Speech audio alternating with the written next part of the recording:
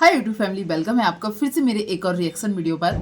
और अभी यूट्यूब पर जो ज़्यादा एक्टिव होंगे उनको पता होगा कि यूट्यूब के नंबर 1 ब्लॉगर सौरभ जोशी की शादी की वीडियोस बहुत ही ज़्यादा अभी आपके सामने भी आ रही होंगी। और इनकी शादी को लेकर बहुत सारे लोगों की अपनी अलग अलग ओपिनियन है, और जो कहीं ना कहीं जब यदि हम इनको देख रहे हैं, अपना टाइम इनको देते हैं, तो अपने ओपिनियन भी रख सकते हैं। और बहुत सारी शॉर्ट्स क्लिप इंस्टाग्राम पर, फेसबुक पर और क्या बोलते हैं यूट्यूब पर तो भाई छाया हुआ है, और जिसके बारे में सभी लोग बात कर रहे हैं। तो मैं भी अपने कुछ थॉट्स जरूर रखूंगी, और आप पूरा वीडियो देखिएगा। आप जरूर बताइएगा क्या आपको ये सब अजीब लगा या नहीं। जैसे कि सौरभ जोशी की शादी हो चुकी थी 25 नवंबर को, और आज 8 दिसंबर है, और इनके रिसेप्शन का वीडियो 8 दिसंबर को आ रहा है, जबकि 25 को शादी थी, शायद 26-27 को रिसेप्शन था।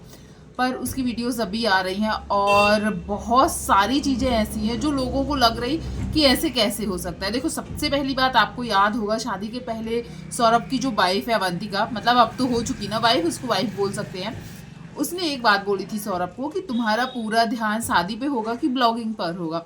और सौरभ की एक चीज़ है कि वो, शायद मुझे भी ऐसा कहीं ना कहीं लगा, और बहुत से लोगों को लग रहा है, आप भी जरूर बताइएगा, कि शादी से ज़्यादा ध्यान उसका था ब्लॉगिंग पर। और ये बात कहीं ना कहीं अवंतिका जानती थी, तभी उसने ये चीज़ बोली थी कि तुम्हारा ध्यान शादी पे रहेगा कि क्या बोलते हैं, ब्लॉगिंग पर रहेगा, वीडियोस पे रहेगा।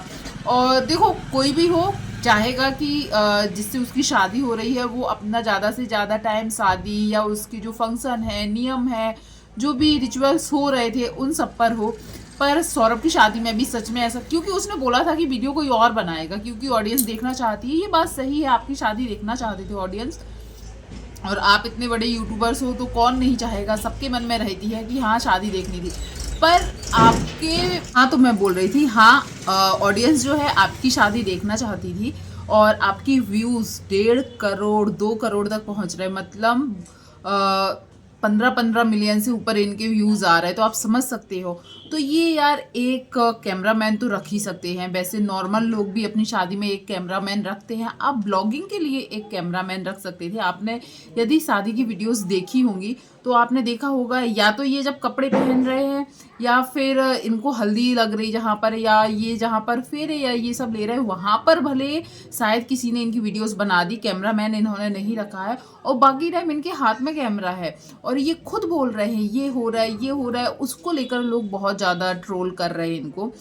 ये आ जाते हैं जगह, गाइस अब ये हो रहा है, गाइस अब हम इसलिए जा रहे हैं, गाइस मतलब कैमरा इनके हाथ में है, बोलने का मतलब वही है। और कहीं ना कहीं इन दोनों की शादी में जो देखा गया है, एक चीज़ ये देखी गई है कि दोनों मतलब जैसे शादी को एंजॉय करते हैं, या एक दूसरे के साथ जो एक फील आना चाहिए। लोगों का कहना है कि इनकी शादी में ये दोनों ही ऐसा लग रहा था कि एक कंपटीशन है जिसको पूरा करना है, या जैसे किसी स्कूल का, कॉलेज का एनुअल फंक्शन है उसको पूरा करना है, उसमें पार्टिसिपेट करते जैसे वैसे पार्ट लिए हुए हैं। मतलब जो एक दोनों के अंदर केमिस्ट्री दिखनी चाहिए थी वो किसी को नहीं दिखी, और इसके ऊपर ही सबसे ज़्यादा वीडियोस आ रही हैं।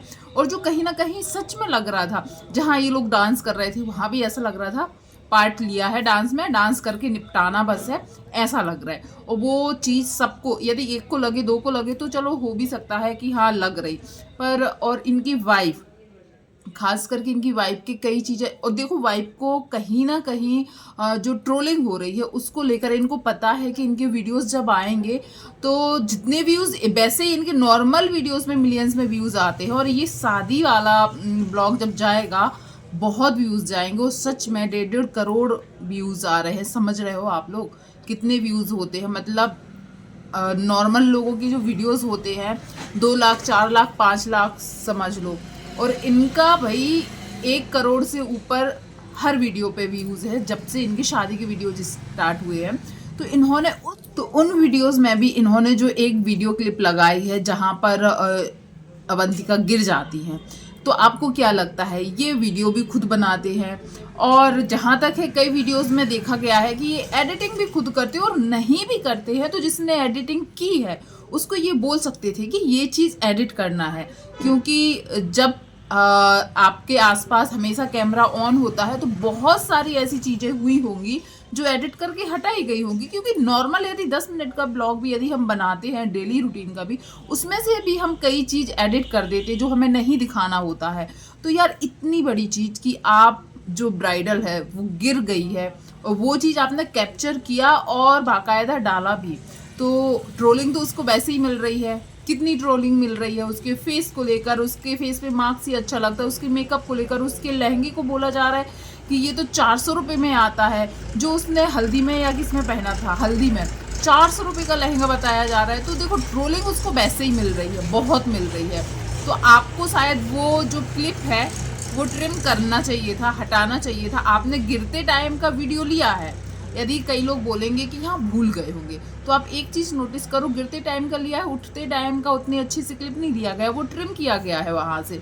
तो मुझे लगता है ये शायद जानबूझ के कर रही है, वो कहीं ना कहीं इनकी ही हरकतों की वजह से उसको बहुत ज़्यादा ट्रोलिंग मिल रही है, सच में मिल रही है।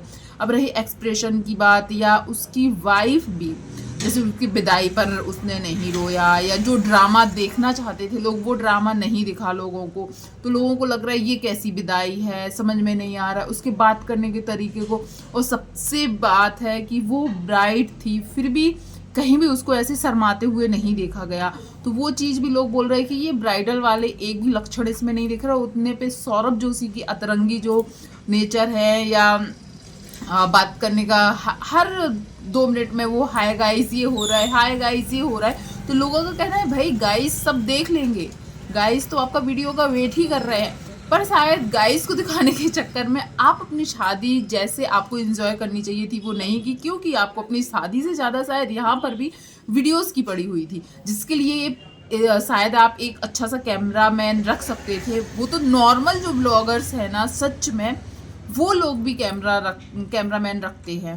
जैसे अभी ये जगत भैया लोग हैं, या ये किट्टो डिट्टो लोग हैं, ये लोग भी कैमरामैन रखते हैं यार। तो आप तो ब्लॉगिंग के बादशाह हो, तो क्या आप अपनी शादी के टाइम एक कैमरामैन नहीं रख पाए? हर जगह आपको क्यों कैमरा लेके दिखना पड़ा? या फिर जो भी हो, अभी उनका रिसेप्शन का वीडियो आज आया है। कई लोग शादी की डेट के बारे में भी आपने देखा होगा, वो डेट गलत आ गई थी। मैं ये बिल्कुल नहीं बोलूँगी कि उस लड़की को ट्रोल करना चाहिए, बिल्कुल नहीं करना चाहिए, इसके मैं सख्त खिलाफ हूँ। पर हाँ, जो चीज़ें हैं वो लोग देखेंगे तो उसके बारे में बोलेंगे ही। और वही चीज़ मैंने बोली है कि लोग उसके बारे में ऐसा ऐसा बोल रहे हैं, तो कहीं ना कहीं सौरभ जोशी मुझे लगता है वो जिम्मेदार है। वो चाहता तो अपनी वीडियो को बहुत अच्छे तरीके से पेश कर सकता था, जिसमें उसको अच्छा दिखा सकता। शायद उसको कैमरे की इतनी आदत नहीं है, वो कैमरे के सामने शायद इतना कंफर्ट महसूस नहीं करती हो, या उसको उतना जैसे कई लोग होते हैं ना कैमरे के सामने सच में थोड़े से शर्माते हैं, हिचकिचाते हैं, तो शायद अभी उसको वो आदत नहीं है। वो शायद अपनी शादी में, और जब कैमरा ऑन नहीं होता हो तो शायद अच्छे से रहती हो, कैमरा ऑन होने के बाद शायद वो थोड़ी सी उसके फेस के एक्सप्रेशन ऐसे हो जाते हैं कि लोगों को लग रहा है कि वो इस शादी से खुश नहीं है, या सिर्फ वो इस शादी को एक टास्क के जैसे कर रही है कि जल्दी से हो जाए। और अब रिसेप्शन का जो वीडियो आया है उसमें कुछ यूट्यूबर्स, वैसे जिनको मैं उनमें से सच बताऊं, मैं बिल्कुल झूठ नहीं बोलूँगी, किसी को भी मैंने नहीं देखा है। मतलब जैसे यूट्यूबर्स सोचे थे, सिर्फ पारस ठकराल को छोड़कर मैं और किसी को नहीं जानती थी। जितने यूट्यूबर्स उसके कुछ गिने चुने लोग ही आए हैं, वो भी ज़्यादा नहीं आए हैं। अब जैसे कैरी मिनाटी का नाम लिया था वो भी नहीं आए, और भी 1-2 लोगों का नाम लिया था जो बड़े बड़े मतलब यूट्यूबर्स हैं, वो लोग नहीं आए हैं। पर बॉम्बे से कुछ लोग आए थे, वही 2-3 लड़के थे, एक लड़की थी। उन लोगों को मैंने सच में नहीं देखा। आपने किसने देखा है? जरूर देखा होगा, यदि उनके इतने बड़े बड़े चैनल्स हैं तो जरूर कमेंट कीजिएगा। हाँ, पारस ठकराल आए थे, उनको देखा है, जिन्होंने उनको गोद में भी उठाया सौरभ को। तो वहाँ पर भी लोगों का यही कहना है कि, और हाँ, एक चीज़ तो मैं भूल ही गई, उत्तराखंड के सीएम भी आए हैं।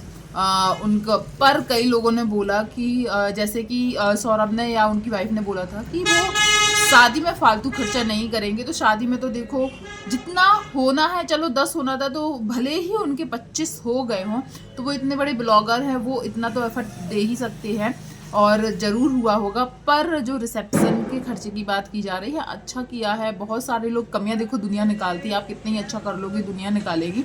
पर हाँ देखो, खर्चा तो होता है। और सीएम साहब आए हैं, फिर उनके अकॉर्डिंग जो भी वीडियोस आए हैं, कई लोगों का कहना है कि इससे और अच्छा कर सकते थे, आप इतने बड़े ब्लॉगर थे। तो मैं उनकी बातों को बिल्कुल भी तवज्जो नहीं दूंगी, वो उनकी पर्सनल चॉइस है, वो किस तरीके से हैंडल करेंगे। कई चीज़ें ऐसी होती जो वीडियोस में भी नहीं आ पाती हैं। और जो उनके दोस्त आए थे, जो यूट्यूबर्स थे, उन लोगों ने लेकिन वहाँ की तैयारियाँ, खाने पीने, डांस की, सबकी वीडियोस की, मतलब सब चीज़ की अच्छी तारीफ़ की है, तो अच्छा ही हुआ होगा। और रही बात, कई लोगों ने, कुछ यूट्यूबर्स के नाम कमेंट में लिखे हैं कि ये क्यों नहीं आए, ये क्यों, कोई बलराज करके है, इंडियन हैकर्स करके है, और भी कई लोगों के नाम लिखे थे कि इनको क्यों नहीं बुलाया, इनको क्यों नहीं बुलाया, कैरी मिनाटी क्यों नहीं आया, आपने बोला था वो आएंगे। बहुत सारे कमेंट्स हैं। तो अब इसके ऊपर सौरभ खुद ही सफाई देंगे कि किस किस को बुलाया था और कौन कौन नहीं आया है। पर आप एक चीज़ ज़रूर बताइएगा, क्या आपको लगा सौरभ की शादी जैसे होनी चाहिए थी, या उनको जिस तरीके से एंजॉय करना चाहिए था, या उनको जो एक्साइटमेंट होती है ना एक दूल्हे की, मुझे भी कहीं ना कहीं लगा कि वो वीडियोस पर ज़्यादा ध्यान दे रहे थे। और ये चीज़ उनकी वाइफ को सच में पहले से पता थी, इसलिए उसने शादी के पहले ही ये सवाल कर लिया था। और रही बात दुल्हन को, भाई ट्रोल ना करे, कोई भी ट्रोल ना करे, चाहे वो उसको लुक वाइज ट्रोल कर रहे हो कि वो देखने में अच्छी नहीं लग रही, इसको मार्क्स लगा के रखो तभी अच्छी लगती है, या फिर उसके मेकअप को, या उसके ड्रेसिंग सेंस को, मुझे लगता है नहीं करना चाहिए। कई लोग बोल रहे हैं ये तो कितनी रूड दिख रही है, और इसके फेस पे अलग ही घमंड दिख रहा है, बहुत सारी चीज़ें बोली जा रही हैं।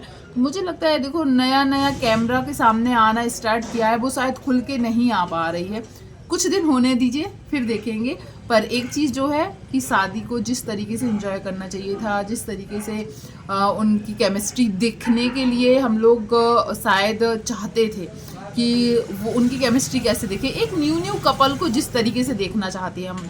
आजकल यार नॉर्मल जो वीडियोस आती है ना सोशल मीडिया पर, इंस्टाग्राम पर, उनमें भी हम देखते हैं जब भी कोई न्यू मैरिड कपल होता है, उनकी केमिस्ट्री देखने से ही हमें लगता है वाह कितनी सुंदर लग रही है दोनों साथ में।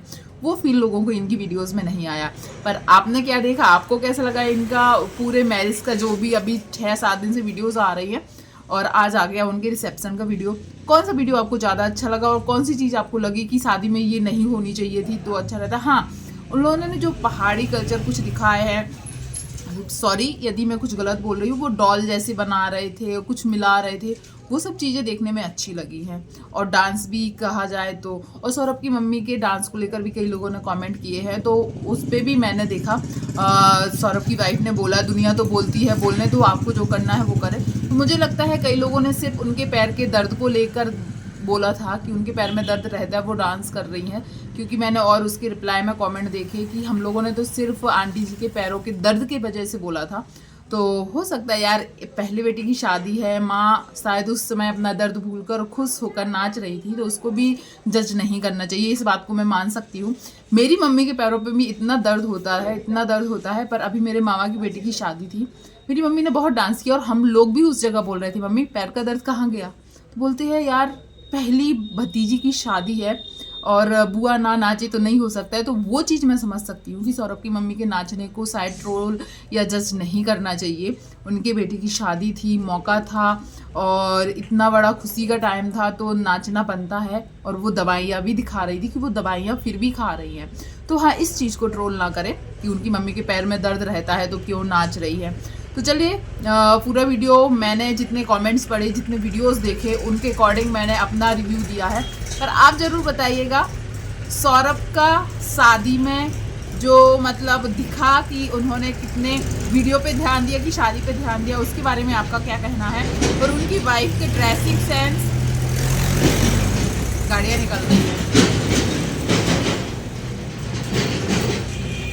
उनकी वाइफ के ड्रेसिंग सेंस, फेस को, या उनके ना शर्माने को, जो चीज़ लोग बोल रहे हैं वो भी आपको कहाँ तक सही लगता है, जरूर कमेंट कीजिएगा। वीडियो पसंद आया हो तो वीडियो को लाइक शेयर कीजिए, चैनल पर पहली बार आए तो चैनल को सब्सक्राइब कीजिएगा। थैंक यू सो मच जो भी यहाँ तक बना रहा, धन्यवाद।